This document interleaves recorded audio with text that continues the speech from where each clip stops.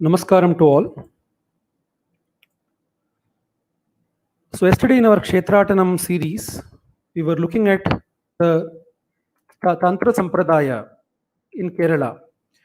We saw the different aspects of the contents of these texts, and we also saw a very important verse which mentioned the 5 factors that contribute to the enhancement of the spiritual energy or the divine energy within the temple.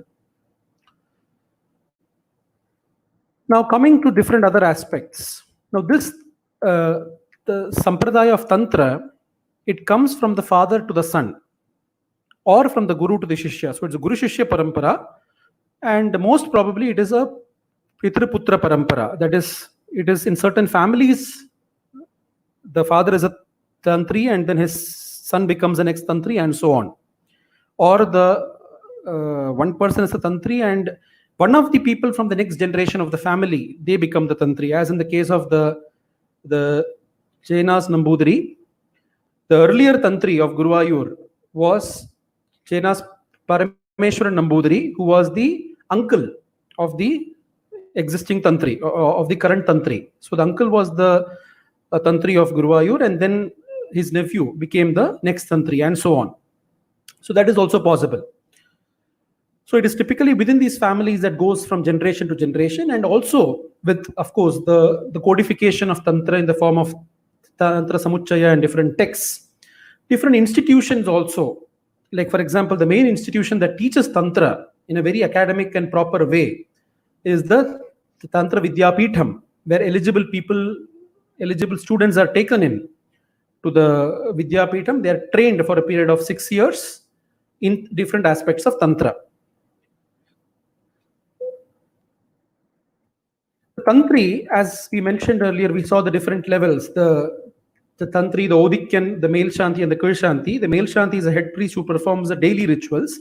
The Tantri is specifically required to perform the different key rituals, which are not the daily rituals, but there are many other aspects like the Utsavam. When the Utsavam happens, you have the Utsava Bali that happens, and different other key rites that happen, rituals that happen during the year are performed by the Tantri. The Jirnodharanam, the Pratishtha of the temple, or if there is a Kumbhabhishekam, if there is a Puna Pratishtha, again taking the idol and establishing, all these aspects are done by the Tantri. So he enjoys the highest position in terms of all ritual practices. In the absence of the Tantri, and this is there only in few temples, and probably I think it's only there in the temple of Guruvāyūr. Because in Guruvāyūr, the basic principle is that the ritual rites, the rites that have to be performed for the Lord, the tantric rites, the different rituals, there should not be even one day when the rituals are not performed. Right? So this is the basic statement, or the basic objective. Keeping this objective in mind, if there are some untoward events that happen because of which the Tantri cannot be available for a particular ritual or a performance, then the Odikyans have the right to perform those rituals. So they also have to be trained in those tantric rites, and they have the right to perform the rituals which the Tantri is supposed to perform, not the male Shanti. So whatever the Tantri was supposed to perform, in his absence, the male Shanti also does not have the right to perform those rituals. It's only the Odikyans who have the right to perform. Similarly, when the male Shanti is not available due to any reason for a particular day's rituals, then again the Odikyans have the right to perform the rituals of the male Shanti and not the Kṣetrāṭanam. The Kṣetrāṭanam doesn't have the right to perform the rituals or the rites that are supposed to be done by the male Shanti. So Odikyans are a very special class of people. Probably they exist only in the Guruvāyūr temple in Kerala. I'm not sure if it exists in other temples also in Kerala. But Odikyan has been specifically created in the temple of Kerala, in the temple of Guruvāyūr, specifically to ensure that even in the absence of the Tantri or the male Shanti, the rituals should not suffer. And not just one Odikyan. There are 4 Odikyan families, as we saw previously. So all kinds of precautions are taken to ensure that the tantric rites or the rituals of the temple are not stopped even for a day, for whatever be the reason. The Tantri is considered as the father of the Deva. It's a very important statement. Because, as we saw earlier, during the pratishtha of the idol, Vigraham, the Acharya who is doing the Pratishtha, he invokes the energy from himself. It is his own energy that he gives into the idol and consecrates the idol.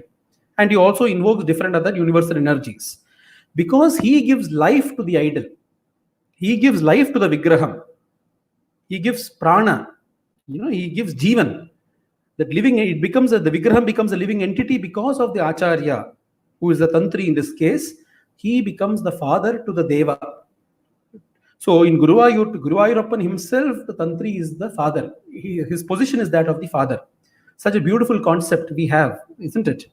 So he's considered as the father of the Deva. So what kind of tapas, what kind of power, austerity must this Tantri have to give life to that very Vigraham, which thousands and thousands of devotees are worshipping and getting benefited by? You see the whole linkage. So ultimately the human being and his power, his penance, his tapas, his austerity is what is ultimately the supreme thing which can benefit the whole universe, the whole world. Now this is about the Tantra Sampradaya. Now we spoke about the Olavayana being the last ritual of the day, after which the temple doors are closed. After this, there is a very important activity that happens within the temple. This is called the Kṣetrāṭanam. The Krishnatam or the Krishnatangali. This happens well within the premises of the temple. The sanctum sanctorum is closed, but on the outside of the sanctum sanctorum, which is also enclosed today, is in a completely enclosed area.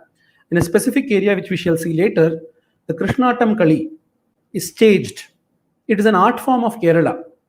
It's an art form of Kerala which is staged every night at the Guruvāyūr temple. And it is said that the Lord himself comes and sits. So after the door is closed, all the devotees have been taken care of. Now he comes out and he sits in the Krishnatamkali. He sits to watch the Krishnatamkali or the Krishnatamkali every night. This goes on well into the midnight because the temple closes at around 9 p.m. or so. After that, the Krishnatamkali starts and it goes well into the midnight, and then the temple again reopens at 3 a.m. So this is how the activities or the rituals happen. So the Krishnatamkali, a bit about this Krishnatamkali is very important to understand, even to understand in the history of Kerala itself or the art forms of Kerala.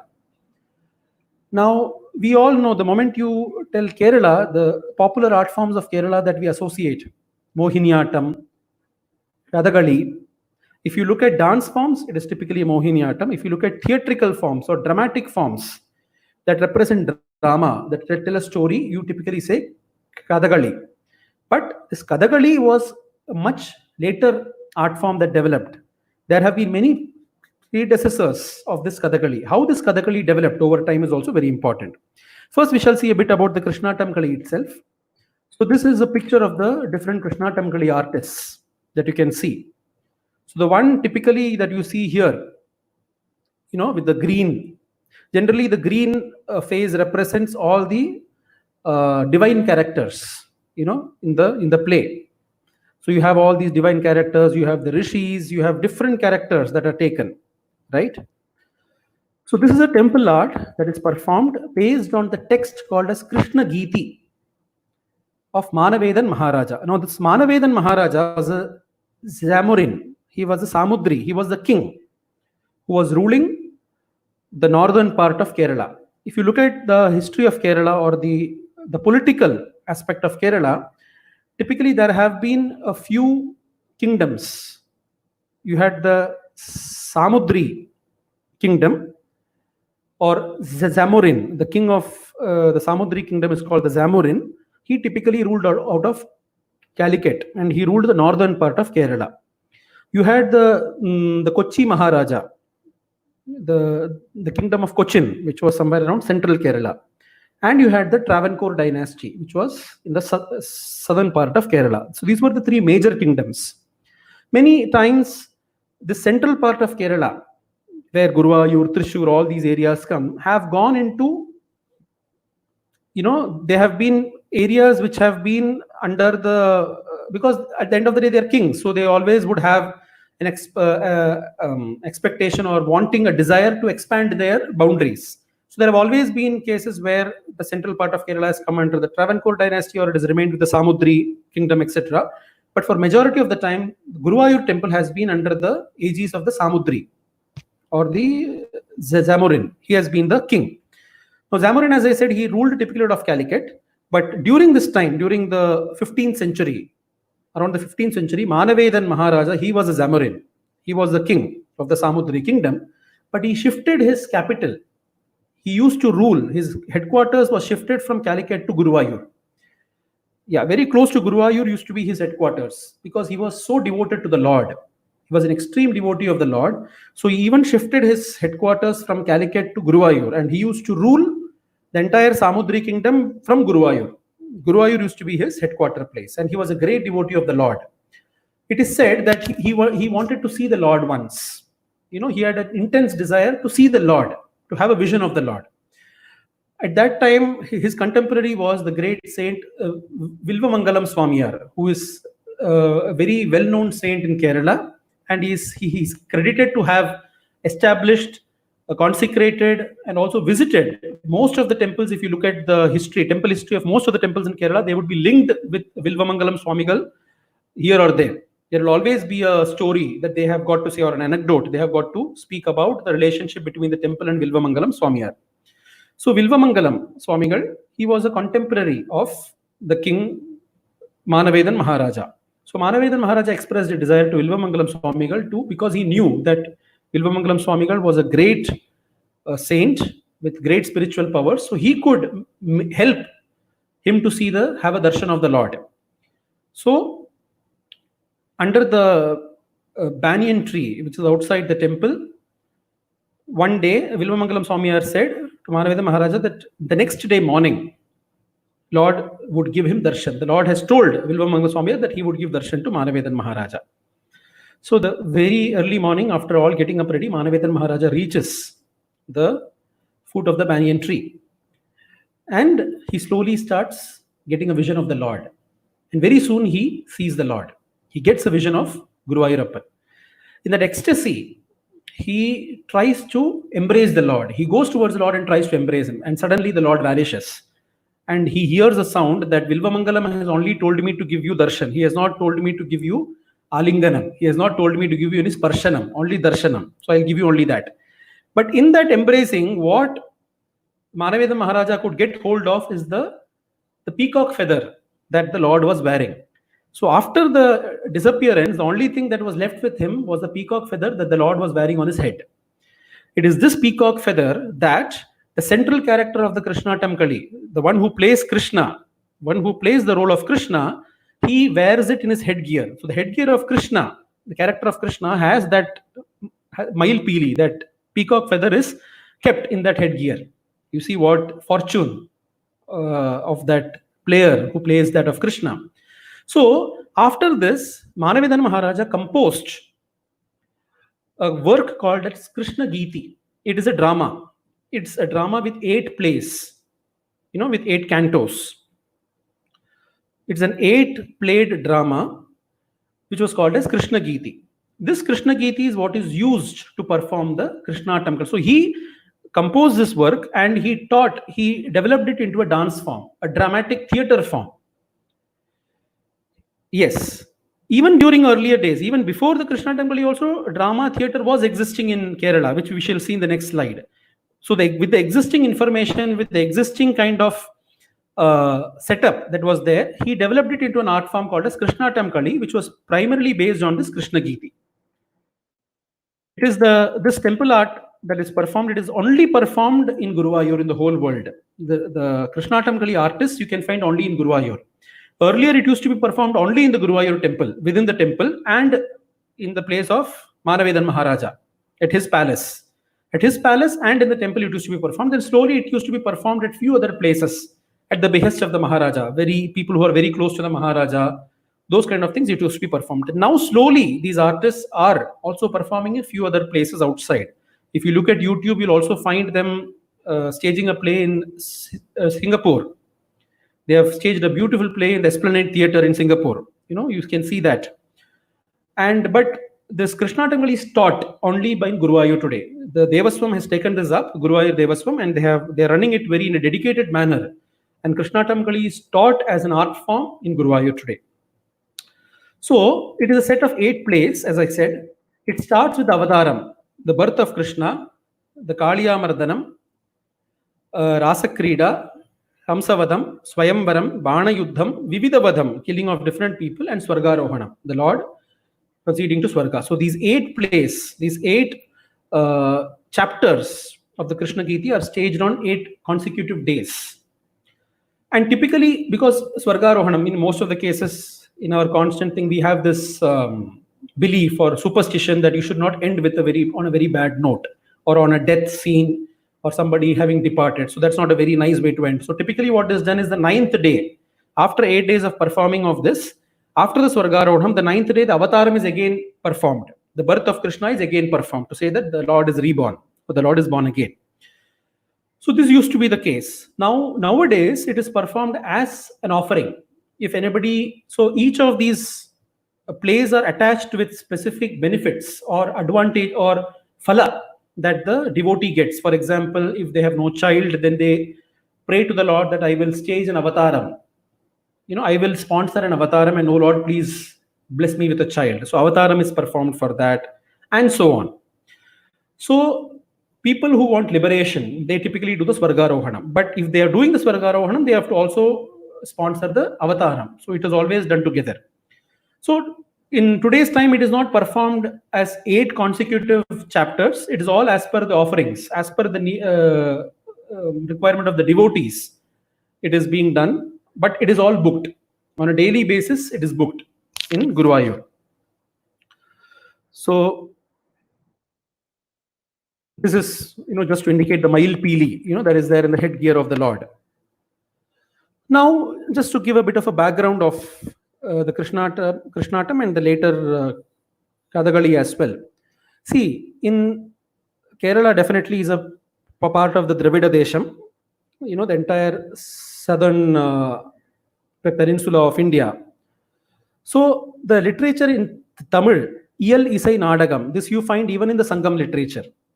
And even in modern theatre and everything, Iyal, that is the literature part, the text. You need a text based on which you can form a theme. Right? So text, that is called Iyal. Isai is the music. You need a musical aspect to convert the text into something that is more, that can convey even more emotions, more than the text also. And Nadagam is actually expressing, emoting the different aspects with the different characters. So that is more of the drama and the theatre. So Iyal, Isai, Nadagam, all these 3 to combine, this combination is what creates the theatrical experience or the dramatic experience, or even dance. Even if you take up a dance performance, it has got all these aspects. So if you have to just very comprehensively describe the art form of any culture or any society, it has these 3 aspects of Iyal, Isai, Nadagam. And one that brings all these 3 together is the dramatic aspect or the theatrical aspect of art form. And this was called as Kūthu in olden times. In Sangam literature also you find this expression of Kūthu. In fact, Nataraja himself is known as Tillai Kūthan, the one who performs the Kūthu in Tillai. It's called as Kūthan. So this Kūthu, you have different types of this Kūthu. Something that is performed on the street, something that is performed as a drama in a specific place over 2-3 hours. So you have these different kinds of Kūthu. So the Kūthu that is performed as a drama or as a theatrical performance over a 2 to 3 hour period, that Kūthu, which was there in the Tamil literature already, in Kerala, if you look at the Kerala aspect of it, it got into different forms. You have the Nangiyar Kūthu, the Chakyar Kūthu. The Nangiyar Kūthu means this will be performed by women, a specific community of artists. Women artists who are expert in this area, they'll perform the Nangiyar Kūthu. Chakyar is also a specific community. It is not a caste. We'll have to make this distinction between caste and community. Caste, like for example, they are born in a particular family, they do a particular kind of occupation, those come under caste. Community means, like for example, if I say a dancer is a community, a musician is a community. They could have people from different strata of the society coming into that. So that is a community. So Nangiyar is a community, Chakyar is a community. These are all different communities who perform these art forms. And you can see the typical instruments, the Elathalam, Edakka, these are all and the Elathalam is a very beautiful, it's like a big drum, with a very small opening, and it is covered, and that is played. It gives a very beautiful sound. And you must watch some of these videos that are there on YouTube. So this is a Nangiyar Kooth and this is a Chakyar Kooth. So the male performing and the female performing, both were there. And if they perform together, like a dramatic performance where all characters are there, this was called as Kudi Artem. They come together. Kudi Artem. They dance together. So this was the Kudi Artem.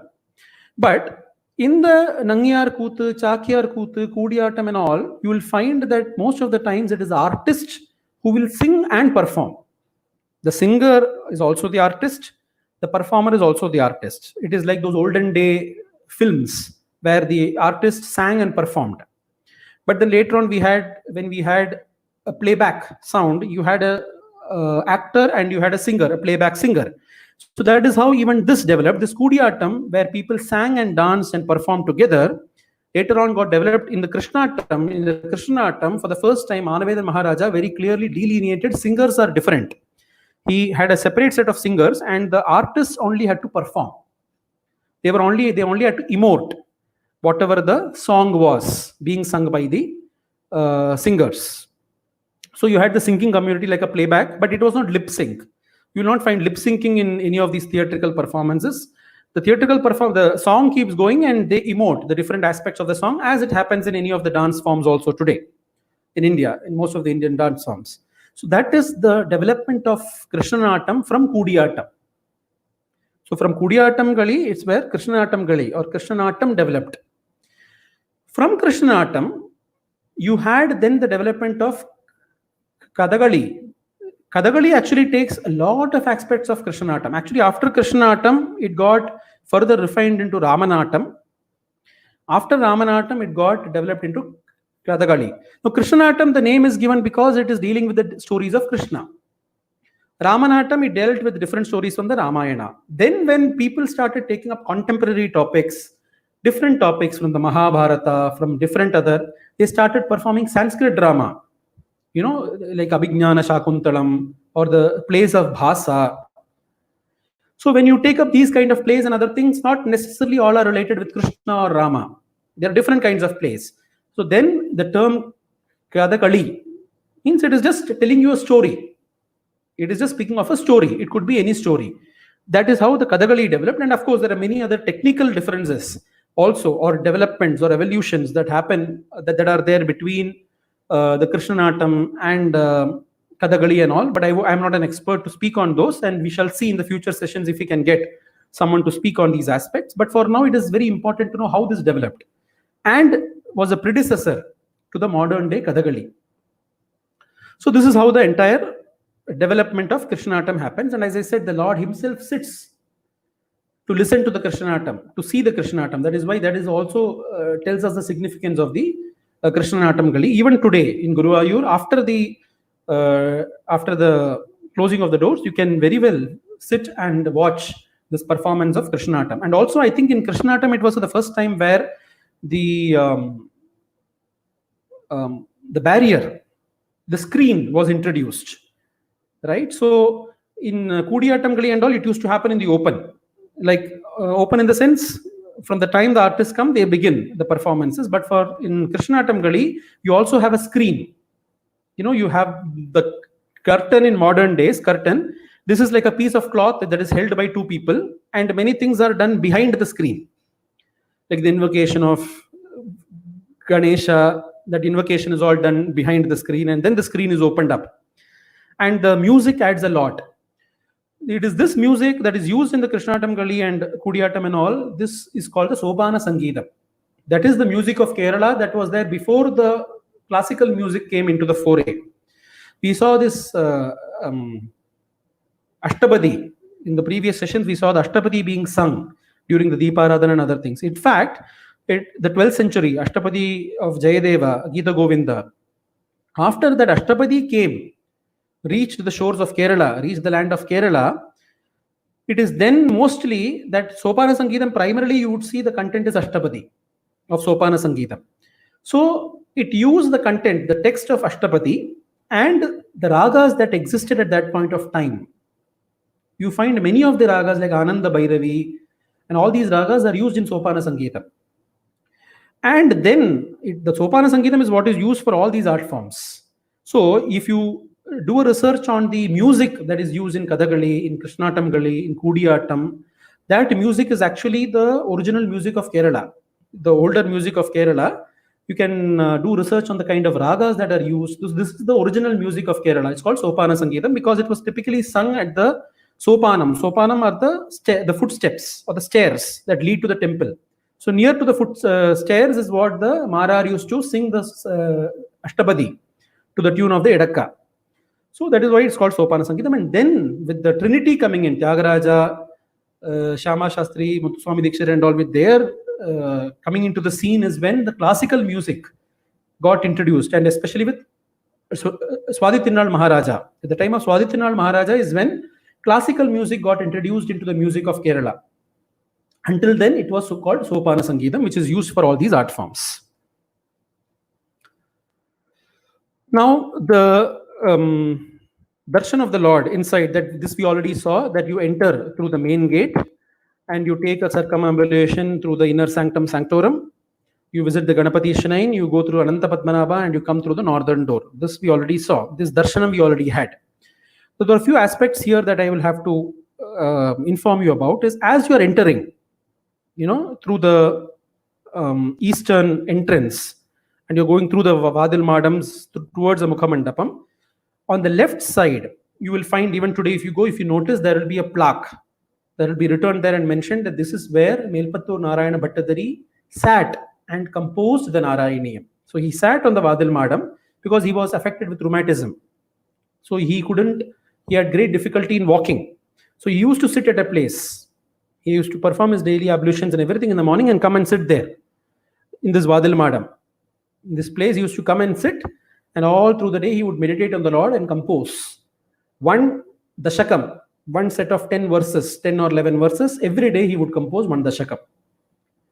And it said in 100 days, he got cured of his rheumatism. This we shall see later when we speak about the bhaktas of Guruvāyūrappan. So this is the place where Melpattur Narayana Bhattadari sat and composed the Narayaniyam. So even today, if you go, you should make a point to see, as you're entering through the Vadil Madam, as you're going, on the left-hand side, you can see this plaque that is there. Also, as you're entering, on the eastern gate itself, you'll find these two tusks that adorn the eastern entrance, the main entrance. These are the tusks of Gajarajan Guruvāyūr Keshavan. This also we will speak about this great bhakta. Also, when we speak about the devotees of Guruvāyūrappan. So you see the devotees of Guruvāyūrappan range from a child to a scholar to a layman to an innocent woman to an elephant. Different categories you will see.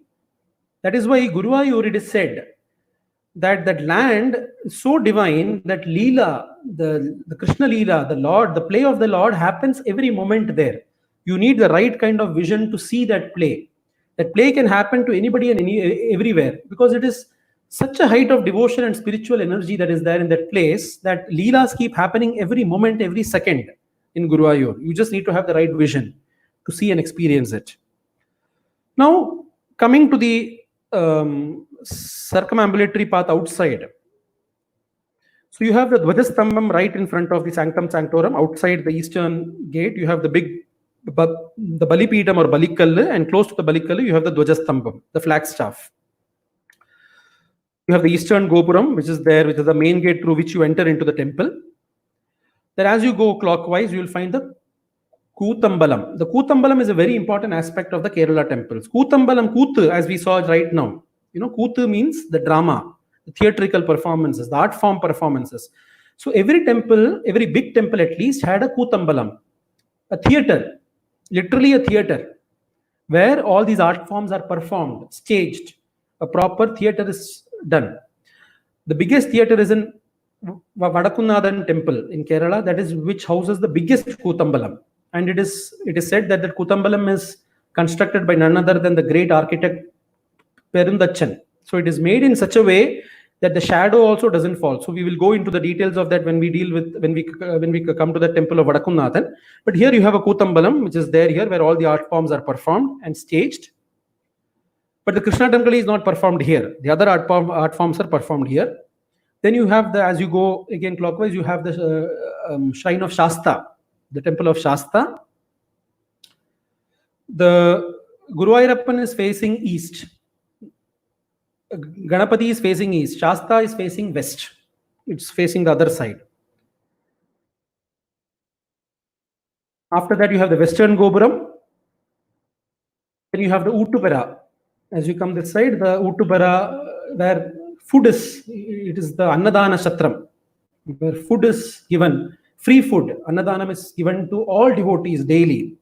It's a great, as we saw, Annadanam is an important aspect of increasing energy within the temple. So the Uttupara is there, and there are also halls constructed for the Bhagavata Parayanam and other Parayanams.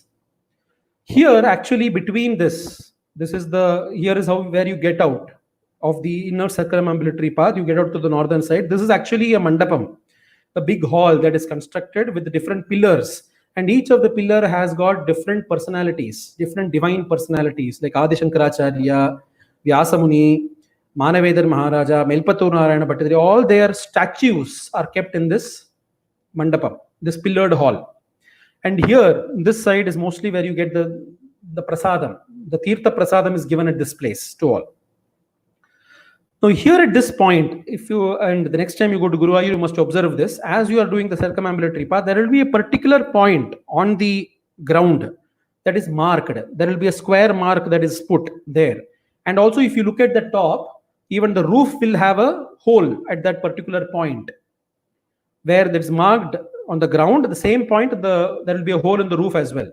That is the point where Adi Shankaracharya is said to have descended from the heavens. He was going on the Akasha Yatra. He was traveling from somewhere, when suddenly the grace of the Lord pulled him to Guruvāyūr, and he landed at this spot where that is marked. And he is said to have landed on the day of Ekadashi. That is why the Guruvāyūr Ekadashi has got that also as a significance. That is the day when Adi Shankaracharya landed to Guruvāyūr, and he, at the behest of the Lord, he stayed there for 41 days. Praying and meditating on the Lord, and he is the one who codified all the rituals, as we saw earlier. All the tantric rituals of the temple are codified by Adi Shankaracharya. So you have a statue of Adi Shankaracharya also, and you have a particular place in the path that marks where Adi Shankaracharya actually descended in Guruvāyūr. Then you have that place where in the night the Krishna Atomically is staged. It is staged here. At this place, the Krishna Atomically is staged. You can see in this picture, you have these different images, statues. So this is the pillared hall. And here you have the Adatta Arigattu Bhagavati. Shrine is there here. And then you complete the circumambulatory path. After the Adatta Arigattu Bhagavati shrine, you have the Tulabharam, the offering of Tulabharam. Tulabharam is weighing. So the person who is asked for the Lord for curing of his disease or whatever it is, so he sits on one side of the balance, and the other side of the balance, whatever he wishes for, it could be in form of any fruit like bananas or any other fruit or milk or water or coins or flowers, any. And now it has gone into an exotic things. There are also examples where people have put mixers and grinders. On the other side, they have put vegetables like onions and maybe not onions, potatoes and different other kinds of vegetables. Many things are there. It's become really innovative. So each person has wished, because it's all the wish of the devotee. The devotee tells the Lord that, "Oh Lord, please cure me of this. I will offer this as Tulabharam to you." And it is kept there. One must remember something, and this I would like to mention since we are specifically dealing with the aspect of bhakti here. The Lord is no transactional. He's not going to get into a transaction with you. He's not there to do a transaction. He doesn't need your bananas and flowers and coins, what you're offering him. That is not what he's sitting there for. What he needs is your bhakti. Patram pushpam phalam toyam yome bhaktya prayachyati. You give patram, you give pushpam, you give phalam, you give water, toyam, whatever you want, you give. But bhaktya, devotion is more important there. If you are giving all of this without any devotion, that offering doesn't have any meaning. It is better not to offer. If you have bhakti, that is more than enough. But certain devotees in that state of despair, the desperate moment, it is their faith on the Lord. There is nothing wrong to say about these offerings. It is the faith on the Lord that they will say that, oh Lord, please cure me. I want to offer this to you if I am cured. It is in a state of desperateness or despair, which the Lord understands, and that is why he accepts. But it is no transaction. One must remember that. The Lord is not sitting there for transaction. That is why the offering, if you look at the term in Malayalam, it's called Nurcha. Nurcha is the term used for offerings. And Nurcha you also used if you're doing something in a very transactional manner.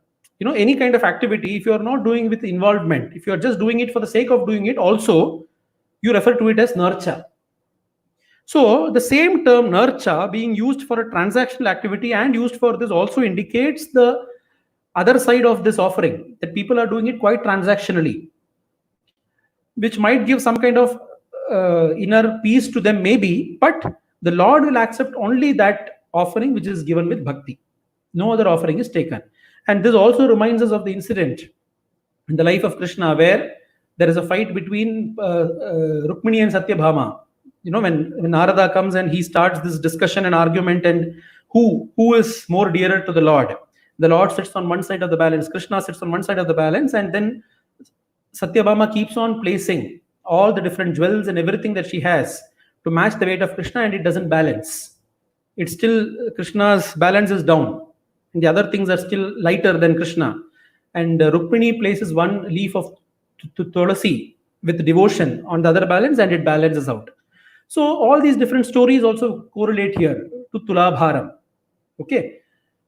The photo that you see here is also of our own Prime Minister Modi Saab doing the Tulabharam in Guruvāyūr, and many personalities have done Tulabharam in Guruvāyūr. It's a very popular, I must say, offering that is done in Guruvāyūr.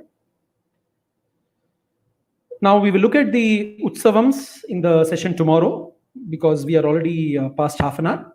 So we look at the sessions, we look at the Utsavams and the Bhaktas of Guruvāyūr in our final 1 to 2 sessions on Guruvāyūr. Till then, Namaskar.